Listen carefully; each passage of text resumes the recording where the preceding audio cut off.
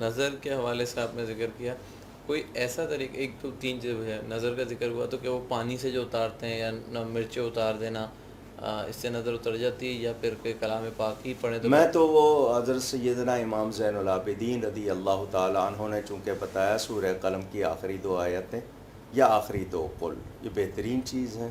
اس کو میں تو کس وہ طرح پڑھا جائے؟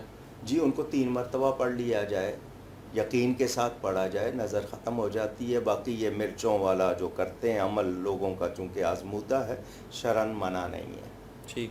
اس میں یہ بھی سوال پوچھ ہی لیا تو ہم اس میں ایک سوال یہ بھی لے لیتے ہیں. آج کل آپ نے، میں بھی جب آپ کے پاس آتا ہوں کبھی تو وہ نئے نئے قسم کے لوگ نام پوچھنے آ جاتے ہیں. نہیں، جس نام کو ہم کسی تعریف میں بلکہ 3-4 کو جوڑ کے وہ سائنٹیفک نام بنانے کی کوشش کر رہے ہوتے ہیں کہ کیمیکلز کو جوڑ کے کوئی نیا پروڈکٹ بنا لیا جائے.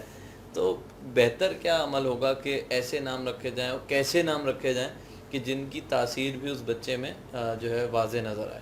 ہمیں تاکید کی گئی ہے کہ اچھے نام رکھیں، ان سے اللہ کی بندگی ظاہر ہو، اللہ کی تعریف. خیر الاسماء ما عبد و حمد، یہ کہ ایسے نام رکھنے چاہیے. اور نام جو ہوتے ہیں وہ شخصیت پر اثر انداز بھی ہوتے ہیں، پکارنے میں بھی اچھے لگنے چاہیے.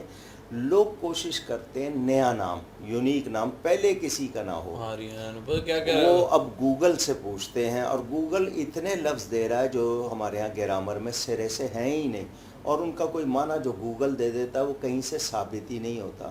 تو جو نام اگر فارسی کے ہیں، عربی کے ہیں، کسی زبان کے ہیں اور کنفرم ہیں، تو مسلمان کو زیادہ تر کوشش کرنی چاہیے غیر زبان کے نام نہ رکھے. غیر زبان سے مراد کہ ایسی زبانیں جو ہمارے ہاں معروف نہیں، مثلا ہندی کے لفظ ہوں یا دوسرے. تو کوشش کرے کہ اچھے نام ہوں اور ان سے کوئی اللہ کی بندگی، اللہ کی تعریف یا ہمارے لیے بھی کوئی بھلائی کا اس کا معنی ہو. جیسے پھولوں کے نام پہ رکھ لیتے ہیں، اچھی چیزوں کے نام پہ رکھیں. اگر نیا بھی رکھنا ہے تو ایسا نہ ہو کہ جو ثابت نہ ہو، جس کا کوئی معنی ہی نہ ہو، وہ نام نہ ہو. ٹھیک ہے.